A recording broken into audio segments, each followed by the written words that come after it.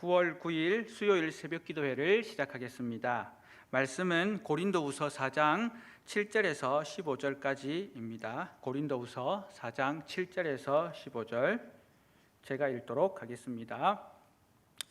우리가 이 보배를 질그릇에 가졌으니 이는 심히 큰 권능은 하나님께 있고 우리에게 있지 아니함을 알게 하려 함이라.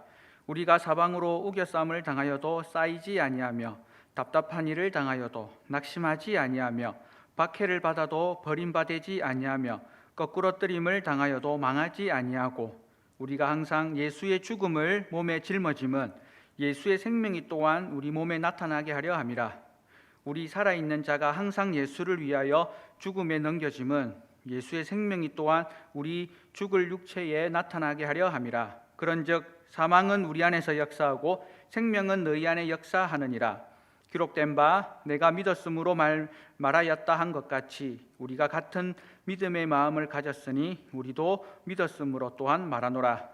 주 예수를 다시 살리시니가 예수와 함께 우리도 다시 살리사 너희와 함께 그 앞에 서게 하실 줄을 아노라.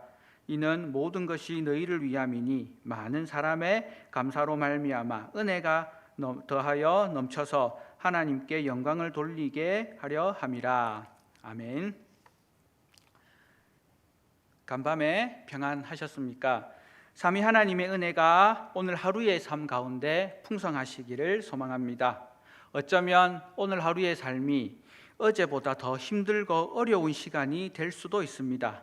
하지만 두려워하지 마시고 놀라지 마시고 우리 하나님이 함께 하신다라는 믿음의 확신을 가지시기를 소망합니다. 요즘처럼 우리의 존재가 아주 별 볼 일 없는 존재인 것 같은 그런 느낌을 받은 적이 있습니까? 우리는 참 어려운 시대를 살고 있습니다. 특별히 깨지기 쉬운 존재임을 발견할 수가 있습니다. 오늘 본문에서 사도 바울은 자신을 질그릇에 비유하고 있습니다.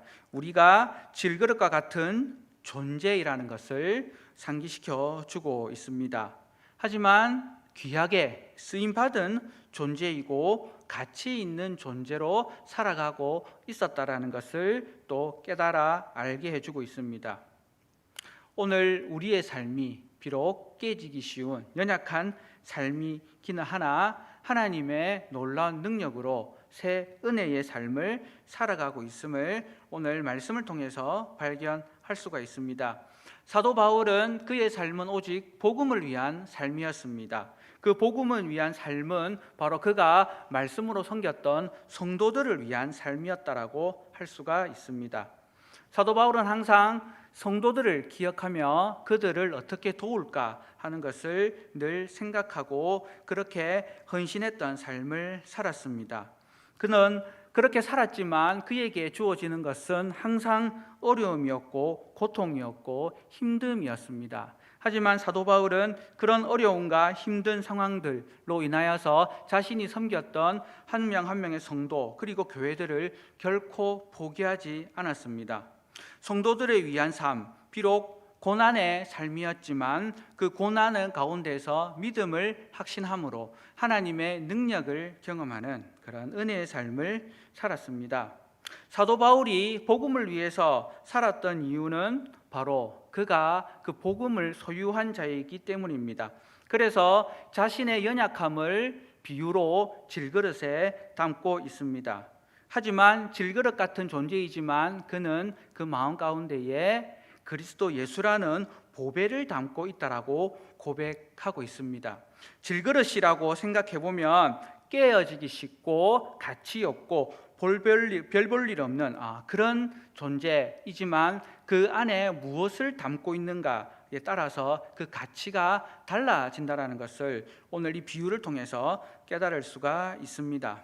사도 바울은 비록 고난 가운데서 자신이 질그릇 같은 존재로 느꼈지만 그 고난 가운데서 보배이신 예수 그리스도를 담고 있음으로 인해서 그 보배의 능력이 나타나는 삶을 살 수 있었던 것입니다. 복음을 위해 살아가는 바울의 삶은 참 평탄하지는 않았습니다. 수많은 고난과 어려움을 당했습니다. 그래서 몸도 마음도 상할 수밖에 없는 힘든 삶을 살았습니다. 그런 자신이 그렇게 살아갔던 이유는 바로 복음 때문이었다라는 것을 오늘 말씀을 통해서 발견할 수가 있습니다. 복음 때문에 살아가는 존재는 어떠한 존재인가? 오늘 본문 말씀을 통해서 세 가지를 발견할 수가 있는데요. 첫 번째, 성도는 예수 그리스도라는 보배를 담은 존재라는 것을 기억하셔야 합니다. 우리는 연약해서 깨지기 쉬운 그런 존재임이 분명합니다. 성도들로 하여금 깨어지게 하기 위해서 계속해서 외부로부터 압력들이 가해지고 있습니다. 오늘 본문에서는 우겨쌈, 답답한 일, 박해, 거꾸러뜨림이라는 표현으로 기록이 되어 있습니다. 사실 이와 같은 일은 사도 바울이 복음으로 말미암아 먼저 경험했던 내용들입니다. 또한 이런 것들이 하나하나 순차적으로 바울에게 임했던 것이 아니라 여러 가지 시험과 환난이 한꺼번에 임하기도 했습니다. 정말로 감당하기 어려운 일들을 당하면 연약한 존재인 우리는 쉽게 깨어질 수밖에 없습니다. 어떻게 깨지지 않고 견딜 수가 있겠습니까?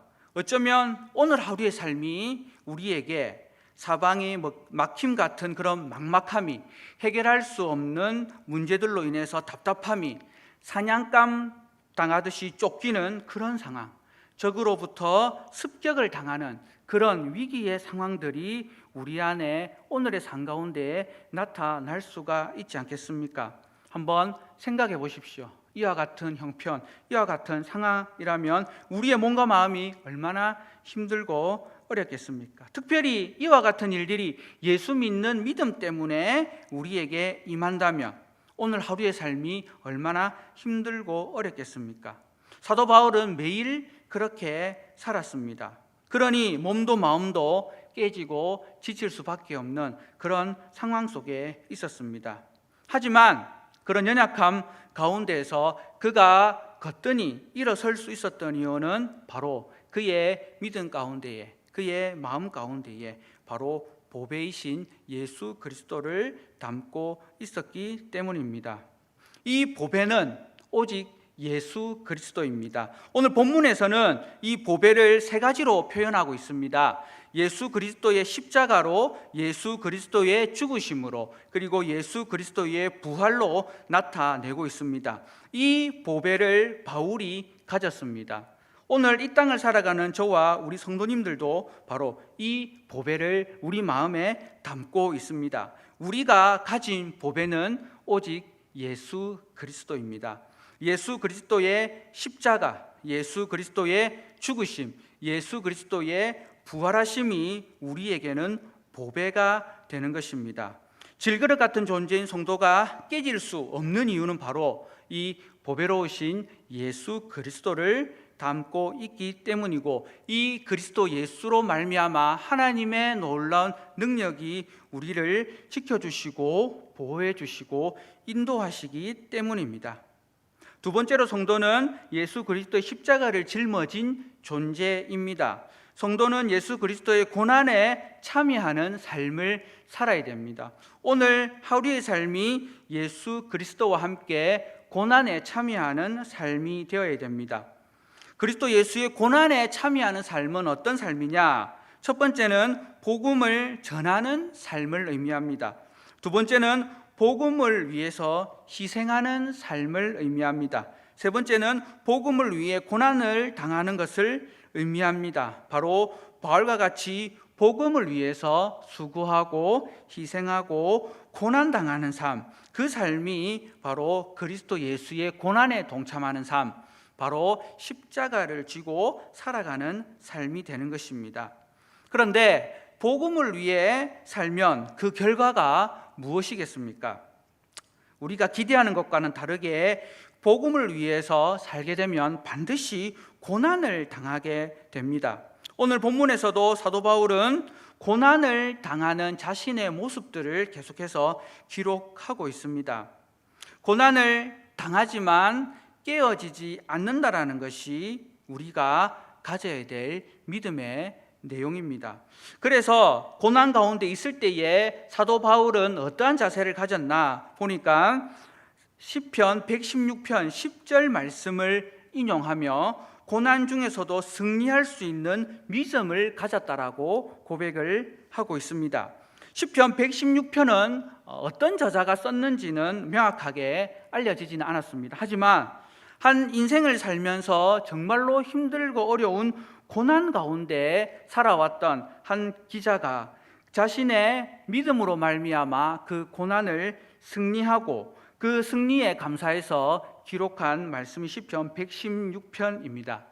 사도 바울은 시편 기자의 그 믿음의 고백을 따라 본인도 같은 믿음의 마음을 가졌다라고 고백을 하며 고난 가운데 있는 성도들을 향해서 우리도 이와 같은 믿음의 마음을 가져야 될 것을 권면하고 있습니다.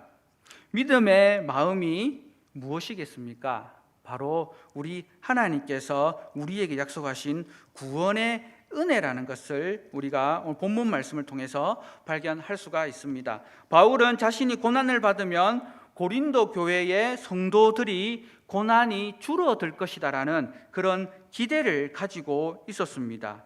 성도들을 위해 희생을 하게 되면 그 희생으로 말미암아 성도들에게는 고난이 적게 될 것이다 라는 그런 기대 말입니다. 십자가의 고난에 동참하는 이유가 바로 그것 때문입니다. 오늘 12절 말씀에서 사도 바울은 사망은 우리 안에 역사하고 생명은 너희 안에 역사하느니라고 말씀하고 있습니다.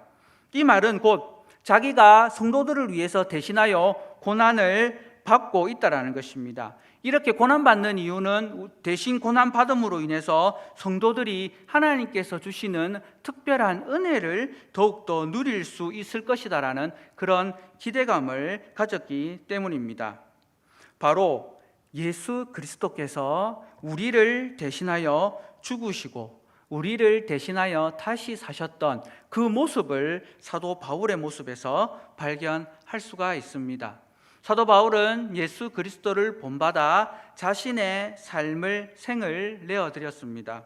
오늘 이 시대를 살아가는 저와 우리 성도님들, 비록 고난의 때를 살아가고 있지만 이 고난이 모든 성도들로 하여금 은혜를 끼치는 유익이 된다면 우리가 기꺼이 이 고난을 감당할 수 있을 것입니다.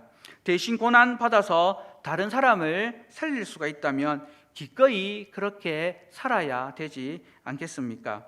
사랑하는 성도 여러분, 이런 믿음을 가진 우리 성도님들이 되기를 소망합니다. 오늘 하루의 삶이 예수 그리스도를 본받아 사도 바울과 같이 고난도 즐거이 감당함으로 하나님의 은혜를 누리시는 우리 성도님들이 되기를 소망합니다. 마지막으로 성도는 하나님께 영광을 돌리는 존재라는 것을 마지막 14절 15절 말씀을 통해서 발견할 수가 있습니다. 바울이 고난과 죽음의 위협 앞에서 믿음을 지키며 복음을 증거한 그 이유는 바로 예수 그리스도를 살리신 하나님께서 우리 자신을 그를 살리시고 마지막 때에 그리스도 앞에서 서게 하실 것이라는 분명한 믿음을 가지고 있었기 때문입니다.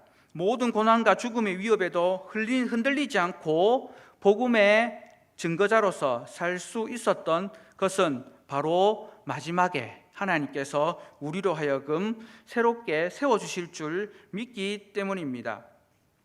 권투 경기를 보게 되면 1라운드, 2라운드, 3라운드 계속 진행이 되면서 선수가 상대방의 공격으로 인해서 쓰러질 수가 있습니다. 1라운드에서도 쓰러질 수가 있고 2라운드에서도 쓰러질 수가 있고 마지막 라운드에도 쓰러질 수가 있습니다. 하지만 마지막에 멋진 KO 한 방으로 승리할 수 있는 것이 권투 경기입니다. 우리의 믿음, 우리의 삶이 이와 같다라고 볼 수가 있습니다. 많은 고난들로 인해서 쓰러지는 일상을 살아갈 수가 있습니다. 하지만 마지막 한 방이 있습니다. 그것은 바로 마지막 때에 우리 하나님께서 우리를 부활의 은혜로 불러주신다는 것입니다. 놀랍게도 이 은혜를 깨닫게 되면 바로 하나님께 감사할 수 있게 되는 것입니다. 이 감사가 바로 우리로 하여금 성도들로 하여금 하나님께 영광이 되는 그런 삶을 살아갈 수 있도록 돕는 원동력이 된다는 것입니다. 오늘 이 시대가 복음으로 고난을 당하는 그런 시대입니다. 세상으로부터 그리스도인이라는 이유만으로 혐오를 받을 수 있는 이제 그런 시대가 되었습니다. 하지만 우리가 다시 복음으로 회복해야 됨을 발견할 수가 있는 때이기도 합니다. 사랑하는 성도 여러분, 오늘 하루의 삶이 그리스도 예수 안에서 은혜의 삶이 되기를 소망합니다. 비록 바알과 같이 고난 가운데 있다 할지라도 하나님께서 분명하게 약속하신 은혜가 있음을 기억하시는 성도님들이 되시기를 소망합니다. 우리는 질그릇 같은 존재이나 보배로운 예수 그리스도를 담은 존재입니다. 우리는 반드시 하나님의 약속대로 승리하는 삶을 살게 된다는 것을 믿으시기를 소망합니다. 하나님께 영광을 돌리는 그런 선한 믿음의 삶을 살아가시기를 소망합니다. 바알과 같이 믿음으로 승리하는 삶이 되기를 주님의 이름으로 축복합니다. 이 시간 기도하실 때에 이 땅 가운데서 깨어지지 않는 믿음으로 승리하는 삶이 되게 해달라고 기도하시기를 소망합니다. 특별히 이 코로나19 상황이 속히 종식되고 현장 예배가 회복되어서 더 풍성한 하나님의 은혜를 누릴 수 있도록 기도하시기를 소망합니다. 한우들을 위해서 기도해 주십시오. 특별히 김만율 집사님, 김영식 성도님, 김성한 성도님들을 위해 기도해 주십시오. 하나님의 은혜와 회복의 역사가 있기를 기도해 주시기를 소망하며 기도하도록 하겠습니다.